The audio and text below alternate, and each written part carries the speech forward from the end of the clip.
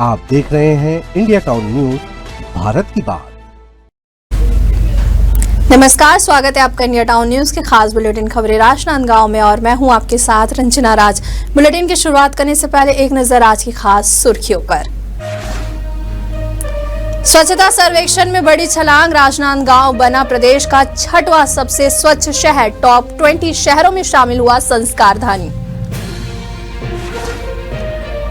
ED की कार्यवाही के विरोध में कांग्रेस का प्रदर्शन, चैतन्य बघेल की गिरफ्तारी को बताया राजनीतिक साजिश। राजनांदगांव में ईडी का हुआ पुतला दहन।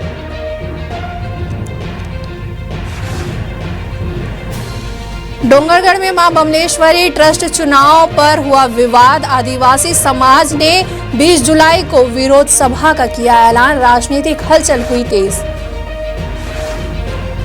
विभिन्न मुद्दों को लेकर कांग्रेस ने किया धरना प्रदर्शन, बैरिकेड तोड़कर एसडीएम कार्यालय के सामने दिया धरना, एसडीएम के आश्वासन के बाद खत्म हुआ धरना।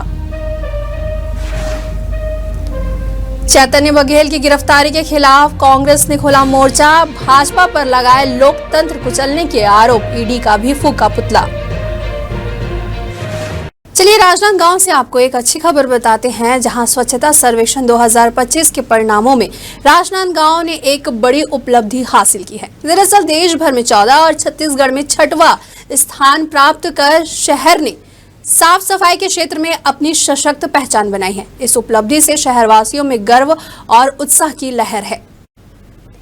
कुछ माह पूर्व देश भर में आयोजित स्वच्छता सर्वेक्षण के तहत सभी शहरों ने सफाई व्यवस्था सुधारने पर जोर लगाया था। इसी दौरान इंदौर ने भी एक बार फिर पहला स्थान हासिल किया है। वहीं राजनांदगांव ने भी अपने बेहतरीन प्रदर्शन से प्रदेश में 6वां और राष्ट्रीय स्तर पर 14 स्थान हासिल किया है। वहीं राजनांदगांव नगर निगम के आयुक्त ने इस उपलब्धि पर खुशी जताते हुए कहा है कि इतने बड़े देश में 14 स्थान मिलना हमारे लिए गर्व की बात है। यह उपलब्धि केवल नगर निगम की नहीं बल्कि पूरे शहरवासियों के सहयोग और मेहनत का परिणाम है।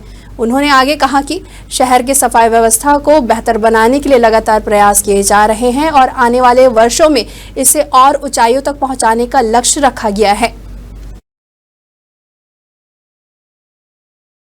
राजनांदगांव नगर निगम का स्वच्छ सर्वेक्षण 2024 जो हुआ था, जिसकी सर्वेक्षण मार्च 2025 और में हुआ है, इसका कल रिजल्ट आया और इसमें जो हमारा शहर का वर्ग है 50,000 से 3 लाख जनसंख्या के वर्ग में हम आते हैं, जिसमें हमारा रैंकिंग इस बार 14वें रैंक पे है। हम पिछली बार 79th रैंक था, इस बार सुधार के 14वें रैंक पे हम आए हुए हैं राजनांदगांव शहर। स्वच्छता को लेकर कैसा जन समर्थन मिला? सर 14वें को 4 में कब तक कर देंगे? आगे हमारा ये प्रयास रहेगा कि इस बार जहां हमारी खामियां रही हैं उसको भी हम पूरा करें और जो पूरी स्वच्छता दीदियां हैं उन्होंने पूरा लगी रही पूरे शहर को साफ करने में, नालियों को साफ करने में, और जो गार्बेज का कलेक्शन है डोर टू डोर उसमें भी हम बेहतर कर किए हैं और अच्छा करेंगे। वहाँ हमारे पास गुंजाइश है डोर टू डोर में। पूर्व मुख्यमंत्री भूपेश बघेल के पुत्र चैतन्य बघेल की ईडी के द्वारा गिरफ्तारी के विरोध में खैरागढ़ में कांग्रेस कार्यकर्ताओं ने विरोध प्रदर्शन जताया है। अपना कार्यकर्ताओं ने ईडी का पुतला जलाया और केंद्र सरकार पर संवैधानिक संस्थाओं के दुरुपयोग का आरोप लगाया है। वहीं प्रदर्शन के दौरान ईडी वापस जाओ और तानाशाही नहीं चलेगी जैसे नारे लगाए गए। इस दौरान पुलिस और कार्यकर्ताओं के बीच हल्की झुमाझटकी भी हुई, जिससे बाद में नियंत्रित भी कर लिया गया। वहीं नेताओं ने चैतन्य बघेल की तत्काल रिहाई की भी मांग की।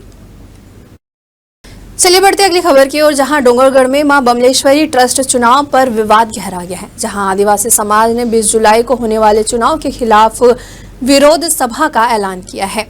छत्तीसगढ़ सर्व आदिवासी समाज ने इसे असंवैधानिक करार देते हुए डोंगरगढ़ में विरोध प्रदर्शन और सभा आयोजित करने का निर्णय लिया है।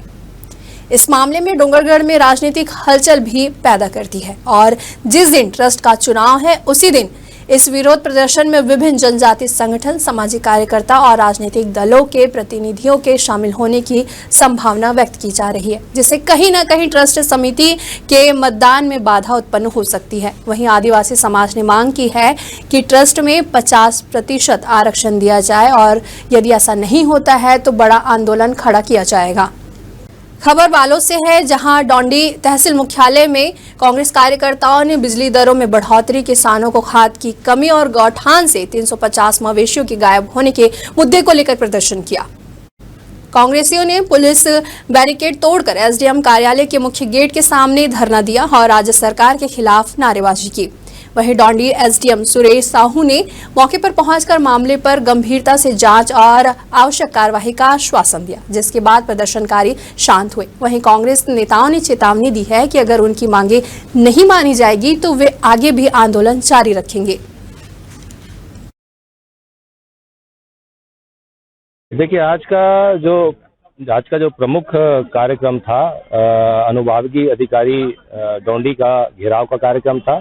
इसमें ब्लॉक कांग्रेस कमेटी डोंडी के तत्वाधान में आज का आयोजन था और मुख्य मुद्दा था कि जो बिजली की दरों में बढ़ोतरी हुआ है उसके विषय में, और दूसरा था ये डोंडी क्षेत्र में खाद की बहुत कमी है। किसी भी सोसाइटी में यूरिया और डीएपी बिल्कुल भी नहीं है।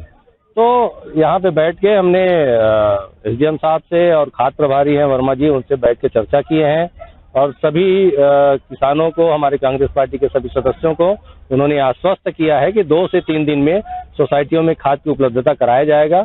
और इन्हीं सब बातों को हमने उनसे लिखित में भी लिया है। और आज के कार्यक्रम में हमारे सभी डोंडी ब्लॉक के हमारे कांग्रेस परिवार के सदस्यगण शामिल हुए थे। खाद की उपलब्धता को लेकर किसानों द्वारा जो है आए थे कि क्या बोलते हैं, हमारा खाद उपलब्ध नहीं हो पा रहा है, जिसके कारण धरना प्रदर्शन कर रहे थे। वैसे हमारे द्वारा डीएमओ साहब से जो बात हुआ है और हमारी कलेक्टर मैडम ऑलरेडी पहले से ही उनसे बात करके हमारा रेक आज जो है यूरिया का आ गया है, साथ ही डीएपी का भी रेक आ रहा है। हम लोग लगातार खाद के लिए प्रयास कर रहे हैं। जितना जैसे ही खाद पहुंचता है हमें सभी सोसाइटियों में खाद को वितरण कर दिया जाएगा और किसानों तक पहुंच जाएगा। अभी कल सुबह तक तो हमारा पहुंच जाएगा। सबसे पहले हम लोगों ने डोंडी के क्षेत्रों को भी और बाकी क्षेत्रों को भी, यहाँ भी कल पहुंच रहे हैं, तो कल शाम तक हमारे पास जो खाद उपलब्ध हो जाएगा। इसके लिए मैंने डीएमओ से बात किया था, वो आगे चर्चा करके गाड़ियां जो है कल दोपहर तक हमारी जो है सभी सोसाइटियों में पहुंच जाएगी खाद की। पूर्व मुख्यमंत्री भूपेश बघेल के बेटे चैतन्य बघेल की गिरफ्तारी को लेकर छत्तीसगढ़ में सियासी हलचल तेज हो गई है। ईडी की टीम के द्वारा 1800 करोड़ रुपए के कथित घोटाले के मामले में भूपेश बघेल के निवास पर दबिश देकर चैतन्य बघेल को गिरफ्तार किए जाने के बाद राजनांदगांव में कांग्रेस कार्यकर्ताओं ने जमकर विरोध प्रदर्शन किया है। राजनांदगांव जिला कांग्रेस कमेटी के नेतृत्व में कार्यकर्ताओं ने शहर के प्रमुख चौराहों पर ईडी का पुतला जलाया और जमकर नारेबाजी की है। प्रदर्शनकारियों ने इसे केंद्र सरकार की राजनीतिक साजिश करार देते हुए कहा कि भारतीय जनता पार्टी भूपेश बघेल की बढ़ती लोकप्रियता से घबरा गई है। इसी कारण बदले की भावना से यह कार्रवाई की जा रही है। कांग्रेस नेताओं ने मीडिया से बातचीत में कहा कि यह कार्रवाई न्यायिक नहीं बल्कि पूरी तरह से राजनीतिक है।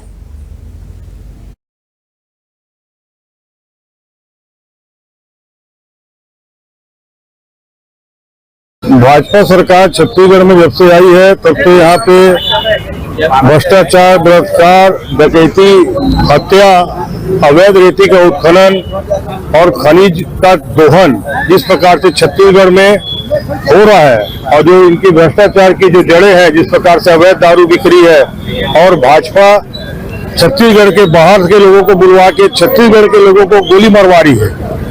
छत्तीसगढ़ के लोगों को बाहर से बुला के भाजपा के लोग, पदाधिकारी भाजपा के खुद जो इस कांड में शामिल है, गोली कांड में, उनको मरवा रहे हैं वो छत्तीसगढ़ के लोगों को। तो इस तरह जो घटनाक्रम हो रहा है, जो जिस प्रकार से भाजपा का पर्दाफाश हो रहा है भ्रष्टाचार का, हमारे कांग्रेस के नेता कर रहे हैं लगातार।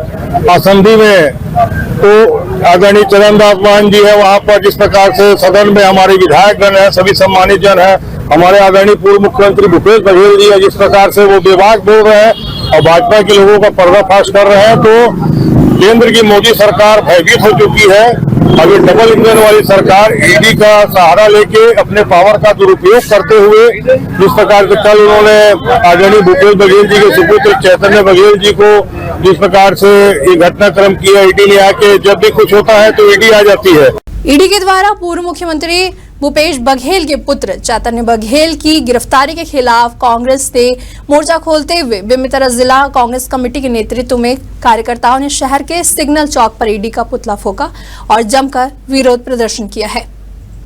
इस दौरान मीडिया से बात करते हुए कांग्रेस जिला अध्यक्ष आशीष छाबड़ा ने कहा कि विधानसभा के मानसून सत्र में कांग्रेस किसानों और आम जनता के मुद्दों को मजबूती से उठा रही थी, लेकिन भाजपा सरकार इन सवालों से घबरा गई और ध्यान भटकाने के लिए ईडी का राजनीतिक उपयोग की है। उन्होंने कहा कि चैतन्य बघेल को उनके जन्मदिन के दिन गिरफ्तार करना यह दर्शाता है कि सरकार किस हद तक गिर चुकी है।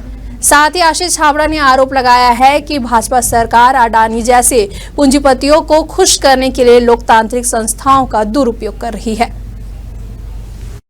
विधानसभा का मानसून सत्र चल रहा था, जिस तरीके से सदन में कांग्रेस पार्टी और हमारे नेता भूपेश बघेल जी और नेता प्रतिपक्ष लगातार जनहित के मुद्दों को सदन में उठा रही थी, खाद बीज की समस्या को, किसानों को मुद्दों को, तमनार में जो लगातार वृक्षों की कटाई चल रही है अडानी के माध्यम से, उस मुद्दों को विधानसभा में उठा रही थी। उससे डर के भारतीय जनता पार्टी की सरकार षड्यंत्र पूर्वक जो उनका हमेशा से काम रहा है, ईडी को अपनी एजेंसी के रूप में हमेशा से काम कराने का काम भारतीय जनता पार्टी करती आई है। हमारे पूर्व मुख्यमंत्री माननीय भूपेश बघेल जी के सुपुत्र आदरणीय भाई चैतन्य बघेल जी को द्वेष पूर्वक कल गिरफ्तारी, दुर्भाग्य देखिए कल उनका जन्मदिन था, जानबूझ के उस दिन उनकी गिरफ्तारी की गई। मुद्दों को भटकाने का काम भारतीय जनता पार्टी की सरकार कर रही है, अडानी को खुश करने का काम भारतीय जनता पार्टी के आका कर रहे हैं, लेकिन कांग्रेस पार्टी झुकने वाली नहीं है। हमारे नेता भूपेश बघेल जी लगातार संघर्ष करेंगे और पूरी कांग्रेस पार्टी उनके साथ है। सदन से लेकर सड़क तक हम लड़ाई लड़ते आएंगे, ये सच्चाई की लड़ाई है। निश्चित रूप से कांग्रेस पार्टी के एक एक कार्यकर्ता भूपेश बघेल जी के साथ है। हमारे खास बुलेटिन खबरें राजनांदगांव में फिलहाल इतना ही। मुझे दीजिए इजाजत, नमस्कार। आप देख रहे हैं इंडिया टाउन न्यूज, भारत की बात।